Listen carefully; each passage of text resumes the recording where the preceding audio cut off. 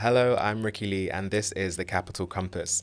Today, we're looking at Sekur Private Data, a company focused on sovereign, encrypted communication at a time when cyber attacks on US agencies are accelerating.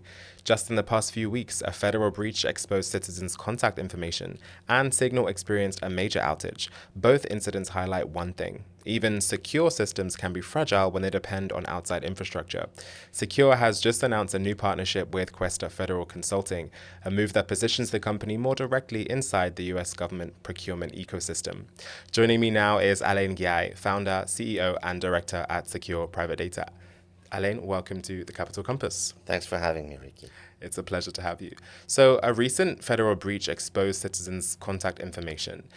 What does this tell US agencies about the fragility of secure systems, and how can encrypted sovereign platforms prevent similar failures? Well, the big issue is that we are all using, and definitely the governments worldwide, are using the same big tech companies. So you used to have the big four in the car industry. Now you have the big four or five in technology. Over the last decade, there have been many compromises, many outsiders working on software, apps, etc. So this compromises the whole system. It's no longer as secure and definitely not private.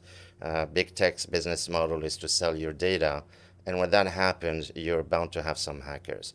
As far as sovereignty, when we deal with the government, by the way, we ship our server what we call on-premise. If not, having a Swiss infrastructure, fully independent with our own server, outside of big tech, outside of these cloud companies, definitely gives you that multiple layers of security and also privacy as well.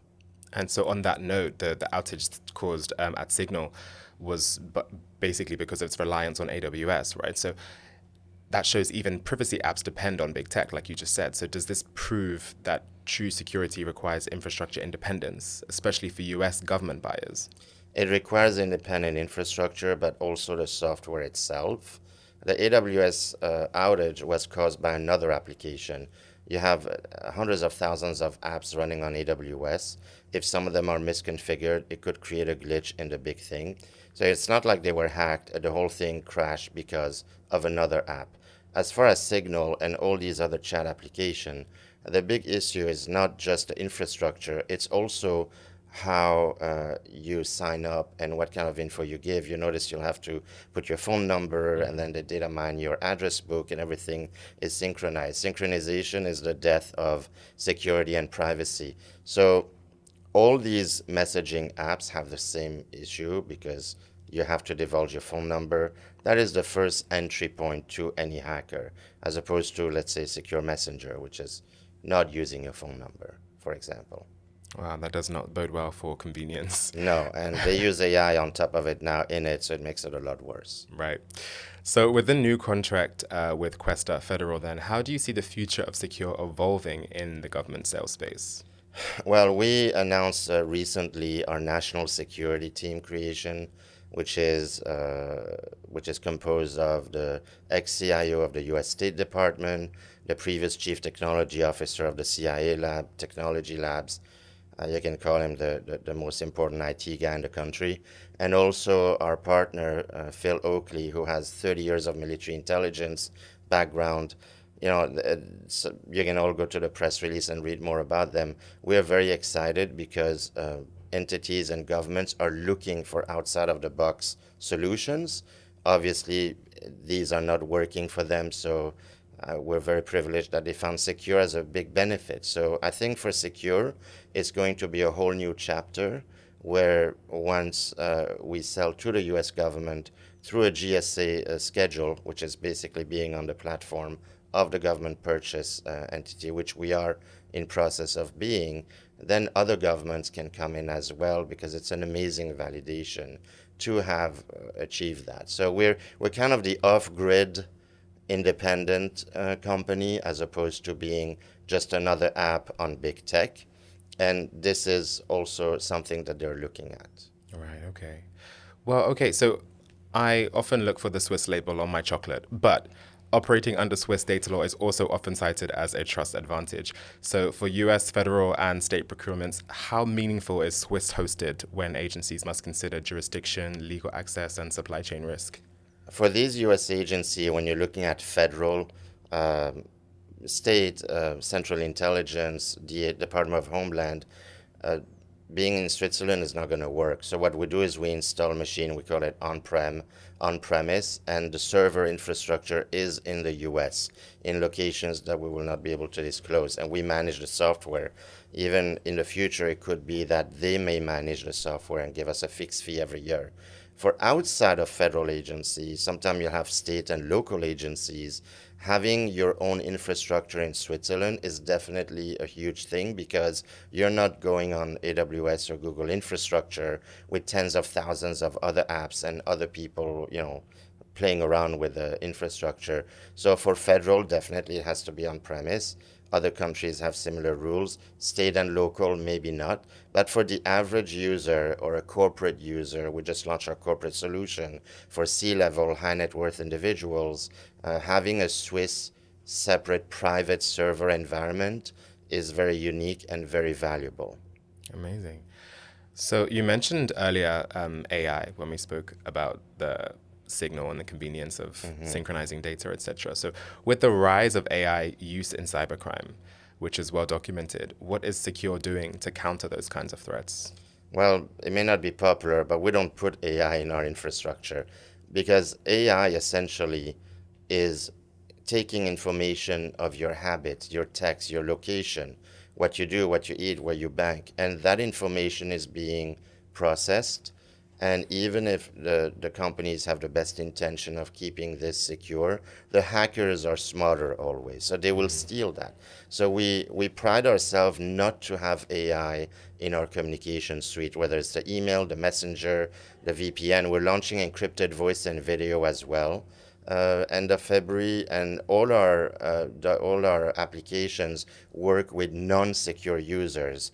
So having AI if you go on an Android, you have Google Message now. I just realized and kind of panicked me because it's not like the old text message. Now it's literally someplace. Everything I do and I say, AI is building profiles on people, and hackers can come in, take advantage of that, and then steal your money, do other stuff.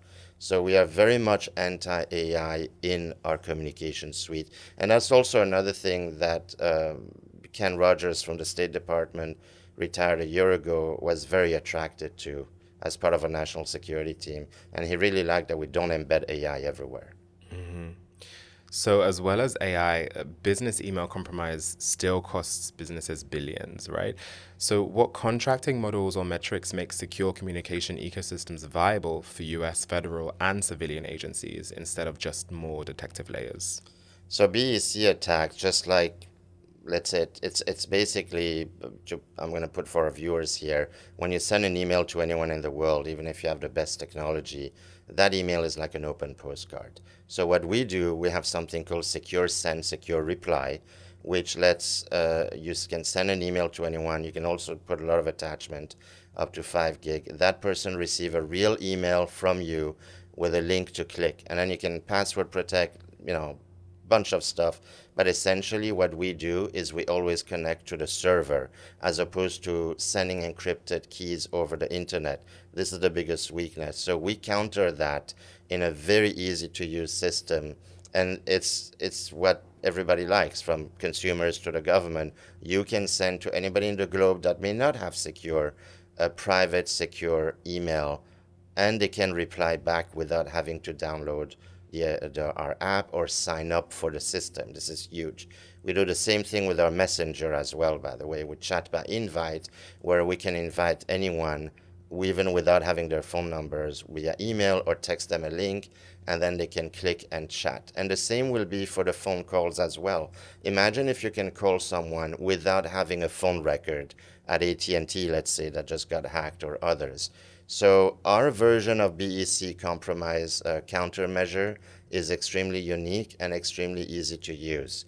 That is the attractiveness of everyone, whether corporate, consumer, and definitely government. Because, you know, the State Department deals with 200 different countries. They don't all have that. They have the other two applications, the other two email. So this guarantees a round trip, so to speak, secure and private as well. Privacy is very big because you may have security, but if somebody is data mining everything from you, it's not secure anymore. So privacy is part of security. You can't disassociate both of them. Amazing. And so we spoke a lot about US agencies and you mentioned other countries there. So are there any other governments that you are working with, and can you elaborate where and how you're working with them? Yeah, so we announced in Africa we're implanting ourselves in Angola and the Democratic Republic of Congo. We are definitely discussing with those countries. I can't elaborate too much, but the feedback is amazing, and we've gained some good grounds. We believe we're going to be extremely successful in those two countries. We're actually opening a third country as well in the neighborhood of those two countries. And you know, Africa, like Angola, is the eighth most hacked country in the world. You know, so they have a need for this, and obviously, once we get our GSA schedule with the U.S. government, it's also another validation that is going to be great for us overseas. Africa is the next frontier. So, you know, you have a big need, you have a lot of wealth, a lot of natural resource, a lot of money poured into those countries.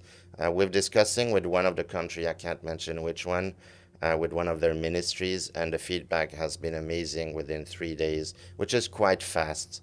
Right, so we haven't signed yet, but we're very positive about selling quite a few thousand licenses in that country. And just so you know, for our investors, a typical license we would sell is about $1,500 US per year. With voice, it'll be $2,500 to $4,000 a year per user. So these are sizable amounts of money. Amazing. Well, thank you so much for joining us today, Alain, to tell us all about the latest at Sekur Private Data. Thank you very much, Ricky. Thanks, everyone, for watching us. So for more information, you can visit securprivatedata.com. I'm Ricky Lee, and this has been The Capital Compass. Thanks for watching, and I'll see you next time.